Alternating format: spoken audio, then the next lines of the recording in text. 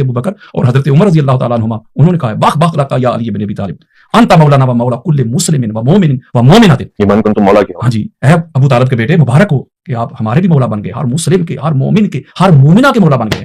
مجھے بتائیں تو یہ تو صحابہ کے درمیان بھی یہ کوئی اختلاف نہیں تھا، وہ ان کو مولا مانتے تھے۔ اب اگلی ایک بڑی خاص بات ہے، وہ یہ ہے کہ اگلا ایک جملہ ہے بڑا خاص، وصی رسول یا خلیفۃ ہو بلا فصل۔ آپ بلا فصل کے قائل ہوں گے نہیں، یہ ذرا بتا دیں۔ بالکل، میں اسی پہ آپ کو بات کرنا چاہتا ہوں اہل سنت کی کتب سے۔ بلا فصل کا کیا مطلب ہوتا ہے؟ خلیفۃ ہو بلا فصل، یعنی یہ ہو کا مرجع حضور ہے کہ مولا علی علیہ السلام جو ہیں حضور کے بغیر فاصلے کے خلیفہ ہیں، یعنی حضور علیہ السلام میں اور مولا علی علیہ السلام میں کوئی فاصلہ نہیں۔ تو ہمارے علماء نے وہ تقریریں ریکارڈ کروائی ہیں، کچھ زندہ ہیں کچھ فوت ہو چکے ہیں، انہوں نے کہا تھا یہ جو شیعہ کہتے ہیں نا اذان میں خلیفۃ ہو بلا فصل، تو یہ تو تین خلفاء کو جو پہلے ہمارے گزرے ہیں ان کو گالیاں دیتے ہیں، معاذ اللہ، نقل کفر نباشد۔ کس وجہ سے؟ وہ کہتے تھے کہ پہلے تو حضرت ابوبکر ہے، پھر حضرت عمر ہے، پھر عثمان ہے، پھر چوتھے نمبر پہ مولا علی، اور یہ کہتے ہیں کہ فاصلہ ہی نہیں ہے۔ اب میں اس پہ مختصر جواب آپ کو دیتا ہوں۔ ہماری اہل سنت کی کتب بھری پڑھی ہیں، چاہے بیکی کو پڑھ لے، الفاظ کے رد و بدل کے ساتھ بخاری سے لے کے طبرانی تک، یہ بڑی معروف روایت بھی اور واقعہ بھی آپ نے سنا ہوگا، جس کو دعوت ذواللہ شیرہ کہا جاتا ہے، وہ 3 روز جو چلی ہے۔ تو جو آخری دن حضور علیہ السلام کا خطبہ ہے وہ کیا ہے؟ جب مولا علی علیہ السلام کھڑے ہو کے حضور علیہ السلام کی نبوت اور رسالت کی انہوں نے تصدیق کی، گواہی دی، اس کے بعد سارے مکہ کے سردار وڈیرے ادھر موجود ہیں، ابو لہب، ابو جہل، عتبہ، ولید، شیبہ، ابو سفیان اینڈ کمپنی، سارے ادھر بیٹھے ہوئے۔ تو حضور علیہ السلام نے فرمایا ان ھذا علی وصی و خلیفتی۔ یہ مستند روایات، میں وہ تو بتا رہا ہوں آپ کو کہ میں آپ کو 150 کتابیں دیتا ہوں۔ میرے آقا نے فرمایا یہ میرا بھائی علی میرا وصی بھی ہے اور میرا خلیفہ بھی ہے۔ یہ کب کہہ رہے ہیں؟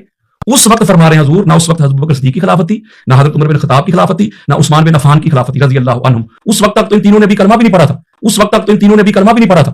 جب حضور فرما رہے ہیں کہ علی میرا خلیفہ بھی ہے اور میرا وصی بھی ہے، اور امام دہلوی مسند الفردوس میں جو روایت لکھی ہے، آخری دیتا ہوں پھر اگلا سوال لیں گے، وہ کیا روایت ہے؟ جس حدیث کا نمبر ہے 5066 امام دہلوی مسند الفردوس، اہل سنت کے سر کا تاج۔ آقا علیہ السلام نے فرمایا کہ جب اللہ رب العزت نے انبیاء کی ارواح کو تخلیق کیا تو ان سے خطاب کیا، پہلا جملہ فرمایا انا ربکم، میں تمہارا رب ہوں۔ یہ سوچیں کہ خطاب کن سے ہو رہا ہے؟ انبیاء سے۔ ھذا محمد نبیکم، یہ محمد تمہارا نبی ہے، نبیوں کا بھی نبی۔ اور تیسرا جملہ ھذا علی امیرکم و مولاکم، یہ علی تمہارا امیر بھی ہے اور تمہارا مولا بھی ہے۔ یہ کب کی بات ہے؟ یہ تب کی بات ہے جو میں کہا کرتا ہوں جب نہ تب تھا نہ کب تھا۔ اگر تو یہ گستاخی ہے، میں ایک سوال کرتا ہوں ویس بھائی آپ سے، آقا علیہ السلام سوالات راؤنڈ اباؤٹ کم و بیش انبیاء میں کون سا نمبر ہے حضور کا؟ آمد میں آخری نبی ہے۔ آخری۔ یہ آپ کا عقیدہ ہے کہ تخلیق میں بھی حضور آخری ہیں؟ نہیں، اول۔ یہ پوری سیاستہ بھری پڑی ہے، انبار لگا دوں گا ادھر میں کتب اہل سنت کے۔ جب یہ حضور سے پوچھا گیا کہ یا رسول اللہ کب سے نبی ہیں، تو حضور علیہ السلام فرمایا کب سے؟ کنت نبی و آدم بین الروح والجسد، ابھی آدم علیہ السلام کی باڈی نہیں بنی تھی، روح نہیں بنی تھی، ان کی تخلیق کے لیے مٹی بھی نہیں گوندی گئی تھی، میں تب سے نبی تھا۔ تو اس کا مطلب جو حضور کو اقبال نے کہا نگاہ عشق و مستی میں وہی اول، وہی آخر، وہی قرآن، وہی فرقان، وہی یاسین، وہی طٰہٰ، اس کا مطلب جو حضور کو پہلا نبی مانتے ہیں وہ تو 1.25 لاکھ انبیاء کو گالیاں دیتے ہوں گے۔ بھائی حضور علیہ السلام جو ظاہر میں تشریف لائے ہیں عیسیٰ علیہ السلام کے بعد ہیں، آپ کہہ رہے ہیں کہ پہلے، تو آپ تو 1.25 لاکھ انبیاء کے پھر گستاخ ہو تو ان کو گالیاں دینے والے ہوں گے۔ آپ کہیں گے صاحب نہیں ان کو کیوں گالیاں ہم نے دینی ہے، وہ تو تخلیق میں پہلے ہیں، ظاہر زمانے میں آنے میں آخری ہے، تو گالیاں کہاں سے آ گئی؟ تو یہی بات میں کہہ رہا ہوں، میں کہتا ہوں یہی آخری بات، یہی فارمولہ آپ ادھر لے آئیں کہ یہ ظاہر جو خلافت ہے نا، ظاہری خلافت، یہ ظاہری خلافت میں مولا علی علیہ السلام چوتھے نمبر پہ آئے ہیں۔ جو حقیقی خلافت ہے، جو اصلی خلافت ہے، وہ حضور اور علی علیہ السلام کے درمیان کوئی مائی کا لال مجھے فاصلہ تو ثابت کر کے دکھائے، اور یہ سنیت بتا رہا ہوں، میں صرف اہل سنت کی بات کر رہا ہوں کہ بے شمار آقا علیہ السلام کے صحابہ کرام ہیں۔ ایک طرف تو آپ یہ کہتے ہیں کہ حضور علیہ السلام کا ہر صحابی عادل ہے، کسی ایک کی بھی بندہ اطاعت کر لے یا اتباع کر لے تو بندہ حق کو پا لیتا ہے۔ تو یہ بے شمار صحابہ ہیں، ہماری کتابیں بھری پڑی ہیں جو مولا علی علیہ السلام کی افضلیت کے قائل تھے۔ جہاں آپ کہتے ہیں اہل سنت و جماعہ، تو اہل سنت یعنی حضور علیہ السلام کی سنت والے اور حضور کی جماعت کی سنت والے، ان کو فالو کریں۔ نیچے آج کل کے جو مولوی صاحب ہیں ان کی بات نہیں، اوپر حضرت عبداللہ ابن مسعود جو ہیں، امام احمد بن حنبل لے کے آئے ہیں، امام طبرانی لے کے آئے ہیں، پھر امام ابن اسیر لے کے آئے ہیں، سینکڑوں حوالے ہیں اس کے اوپر۔ یعنی آپ ہمارے حضرت عبداللہ ابن مسعود مولا علیہ السلام کی افضلیت کے قائل تھے، تمام اصحاب، بالکل تمام۔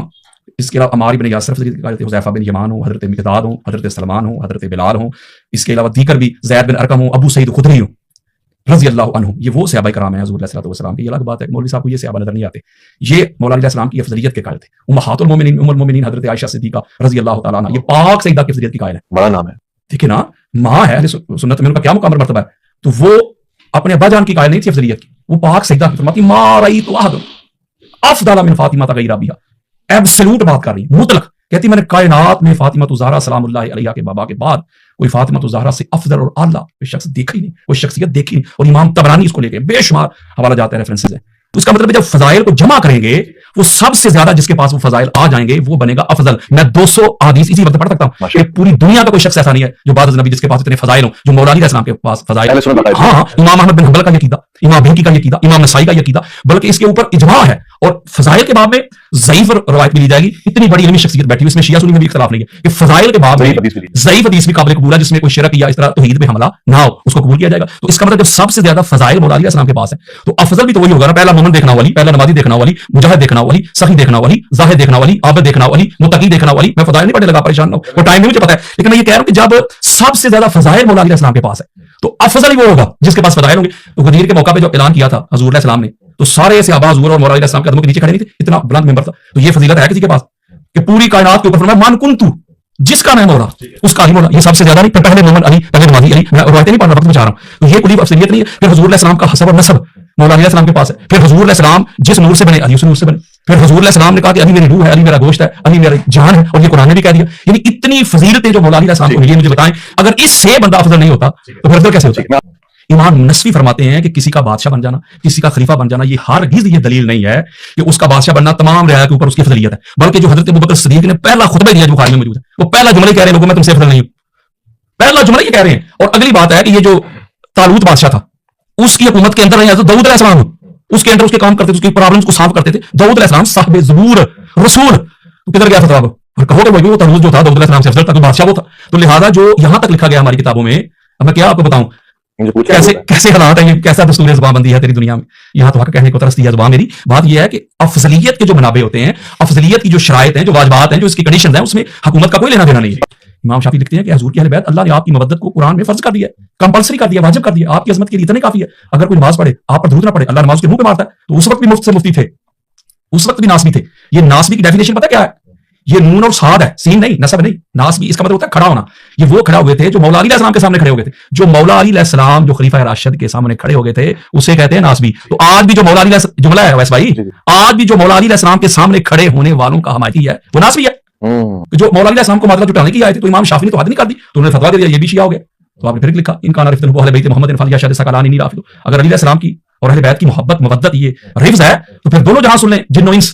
کسی ماں نے شافعی سے بڑا رافضی پیدا نہیں کیا. امام مالک کو کوڑے لگائے گئے. امام احمد بن حنبل جو تھے وہ افضلیت مولا علی علیہ السلام کے قائل تھے. وہ کہتے تھے علی علیہ السلام کو کسی سے قیاس ہی نہیں کیا جا سکتا. صحابہ کا اپنا مقام اور مرتبہ اور اسٹیٹس ہے. یہ چونکہ حضور علیہ السلام کے شہزادے اہل بیت ہے, حضور کا نفس ہے, ان کو کیوں کمپیئر کرتے ہو؟ پھر داتا گنج بخش علی حجویری یہ سنیے ہے نا, ان کا عقیدہ ہے, وہ کہتے ہیں کہ دنیا میں ولی وہ بنتا ہے جس کی ولایت کی اپلیکیشن پہ مہر مولا علی کی لگتی ہے.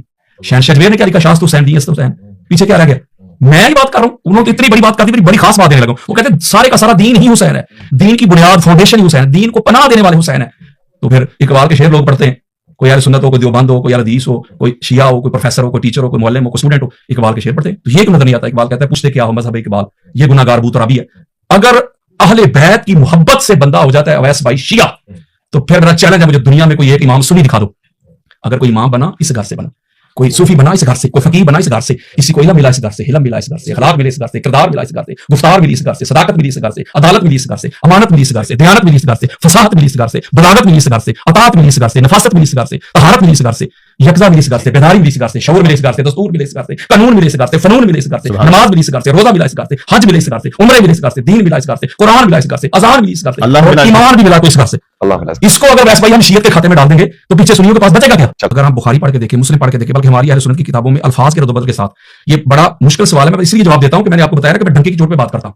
12 خلیفہ کا خلفاء کا حضور علیہ السلام نے ذکر کیا. لا یزال ھذا الدین قائما, حضور فرمایا یہ دین اس وقت تک قائم رہے گا, اس پر زوال نہیں آئے گا. حتی یکون علیکم السنہ عشرہ خلیفۃ کلھم من قریش وفی روایت کلھم من بنی ہاشم. اس پہ آپ چونک جائیں گے. حضور نے فرمایا کہ 12 کے 12 جو ہے نا خلفاء میرے, ایک تو یہ سنیے نا آپ نے, وہ سارے قریش میں ہوں گے, اور شیخ سلیمان قندوزی حنفی یہ نابی الموضع میں لکھے, دیگر کتب اہل سنت میں بھی یہ روایت موجود ہے. حضور نے فرمایا سارے کے سارے بنی ہاشم سے ہوں گے, بنی ہاشم سے. اور جو لوگ کہتے ہیں کہ صرف یہ 5, بلکہ 5 بھی میں کہہ رہا ہوں, وہ کہتے 4 خلفائے راشدین مہدیین, یہ 4 ہی ہیں. کیسے یار آپ اہل سنت کن کو مراد لے رہے ہیں مجھے بتائیں؟ مولویوں کو. میں مراد لے رہا ہوں قرآن, احادیث, صحابہ. بھائی ان سے اختلاف کرنا وہ ہمارے قابل ہیں. کیا ان سے اختلاف کرنا بندہ سنی سے نکل جاتا ہے؟ آپ سب کانٹیننٹ سے باہر نکلے نا, مغرب میں جائیں, مصر میں جائیں, ایران میں جائیں, عراق میں جائیں, عرب میں جائیں, وہ تو ان کو جانتے بھی ہوں گے, تو بے شمار اہل سنت ہے. تو کیا مطلب وہ سنی نہیں رہے جو اللہ کو نہیں مانتا؟ بھائی میں اوپر جا رہا ہوں, آپ مجھے نیچے کھینچ کے لا رہے ہیں, بس آخری بات ہے بڑی خاص ہے. اس کا مطلب اگر تو خلفائے راشدین مہدیین وہی ہیں 4, 5 میں کو نہیں مانتے, بلکہ کئی جگہوں پہ کہتے ہیں 5 میں حضرت معاویہ بن ابی سفیان ہے, امام حسن علیہ السلام کو اسکپ کر جاتے ہیں. اگر یہ ان کی ترتیب افضلیت ہے, پھر مولا حسن بادشاہ سرکار کو 5واں نمبر کیوں کہتے ہیں سنی؟ देते हैं नहीं ना देते, मुझे मेरे सामने रखे, वो तो कहते नहीं खुलाफाए राशिदीन, फिर अशरा मुबशरा, ऊपर बदर वाले, बैते रिजवान वाले, तो वो किधर गए? पाक सईदा फातिमा बतूल ज़हरा सलामुल्लाह अलैहा, वो किधर गई? बात ये है कि मैं आपको सुन्नियत बता रहा हूँ, कुरान हदीस वाली, ताजदार कायनात वाली, लिहाजा और ये एक तसलसल है कि वो सारे के सारे बनी हाशिम से होंगे। अब ये फैसला, बस आखिरी बात, ये फैसला कौन करेगा जी? और हजूर फरमा रहे हैं कि 12 होंगे, तो अगर आप 30 सालों को मान लें, इमाम हसन अलैहिस्सलाम के 6 माह काउंट करें, 30 साल, जो कहते हैं कि हजूर ने फरमाया बस 30 साल तक रहेगी, तो वो 12 जो हजूर फरमा रहे हैं, वो 12 किधर गए?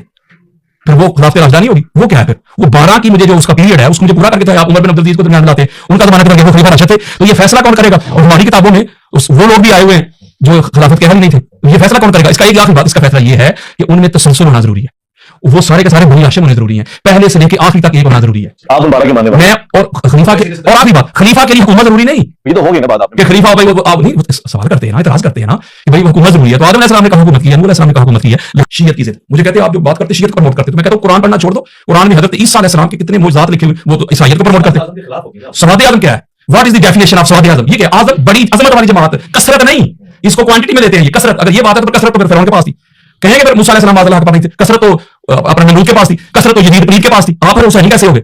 कसरत नहीं, टोटलिटी नहीं, अजमत।